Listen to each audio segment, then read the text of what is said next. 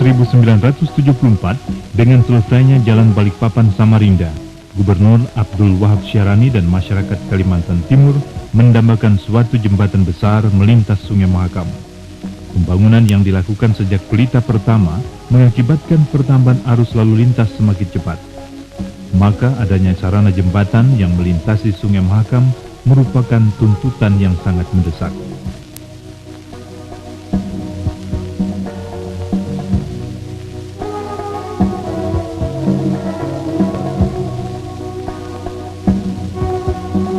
Tahun 1982, Gubernur Eri Suparjan memutuskan untuk merealisasi adanya jembatan yang melintasi Sungai Mahakam.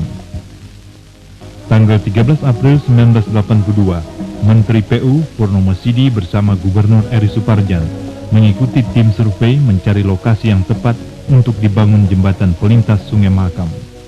Tanggal 6 Oktober 1983, Gubernur Suwandi bersama Ketua Bapeda Kalimantan Timur, Anwar Hanani, memancangkan tiang pertama pembangunan jembatan besar pelintas Sungai Mahakam.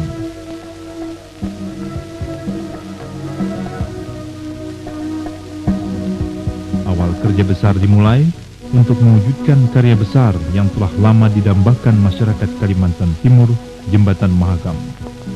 Tanggal 4 Oktober 1985, baut terakhir Jembatan Mahakam dibautkan oleh Kepala Dinas Pekerjaan Umum Kalimantan Timur, Suntoro, bersama pimpinan proyek Jembatan Mahakam, Tatang Hendarman, dan Kepala Bina Marga, Abu Bakar Ceret.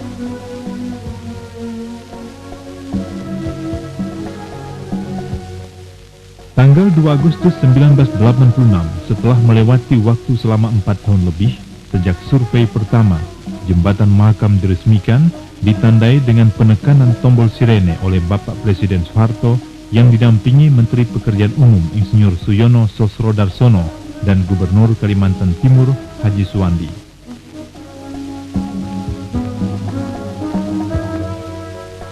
Sembilan tahun kemudian, 17 Agustus 1995, Gubernur Kalimantan Timur HM Ardans SH bersama Pangdam 6 Tanjung Pura, Maijen Namuri Anum, disertai Bupati Kutai Dr. Andes Haji Sulaiman dan para sesepuh Kutai memancangkan tiang pertama satu jembatan besar lagi melintas Sungai Mahakam yang berlokasi di Kota Tenggarong.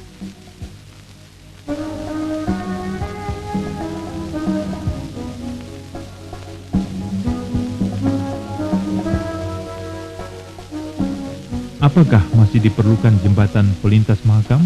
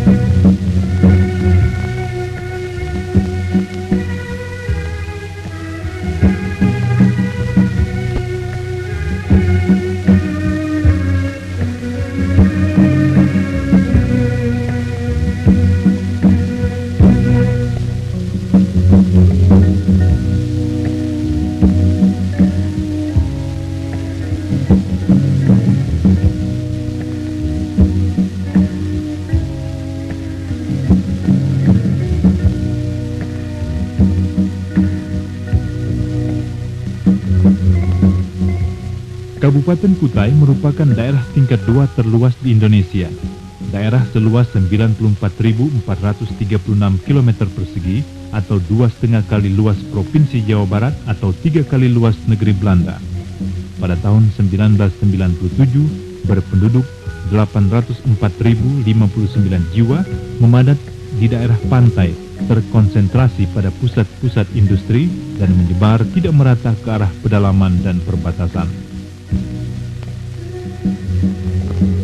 Kabupaten Kutai dengan topografi naik turun, 80% wilayahnya masih diselimuti hutan belantara yang terhampar pada alam perbukitan dan pegunungan.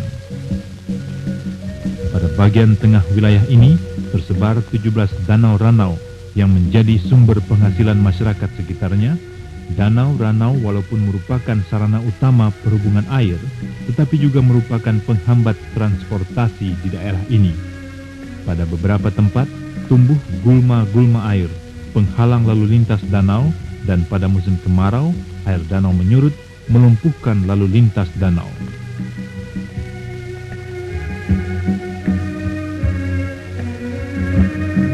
Melengkapi hiasan alam Kabupaten Kutai adalah 80 alur sungai yang tersebar di daerah ini.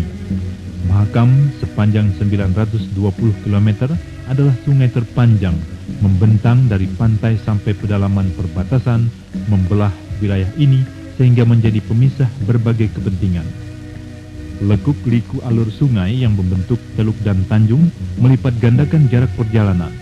Jajaran riam-riam di bagian pedalaman melengkapi faktor penghambat pelintas alur sungai.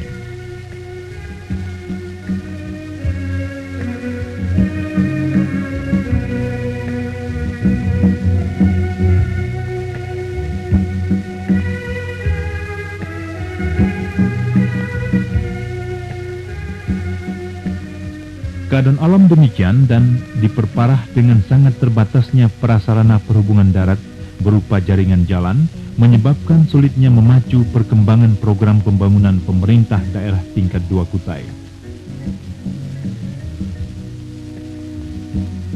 Dalam upaya pengembangan pembangunan di Kalimantan Timur, antara lain diterapkan kebijaksanaan perwilayahan. Tujuan utama kebijaksanaan perwilayahan adalah kesinambungan antar wilayah dalam tingkat pertumbuhannya.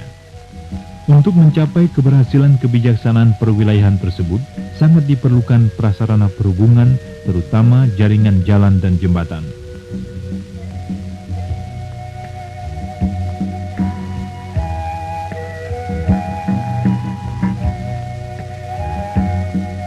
Mengingat banyaknya ruas jalan baru yang harus dibangun untuk mendukung pola perwilayahan, sedang dana yang diperlukan sangat terbatas, maka untuk mengatasi masalah itu, pada tahun 1992 dilontarkan satu konsep pola jaringan jalan terpendek dalam teknik transportasi dikenal dengan The Traveling Salesman Problem atau metode The Shortest Spanning Tree.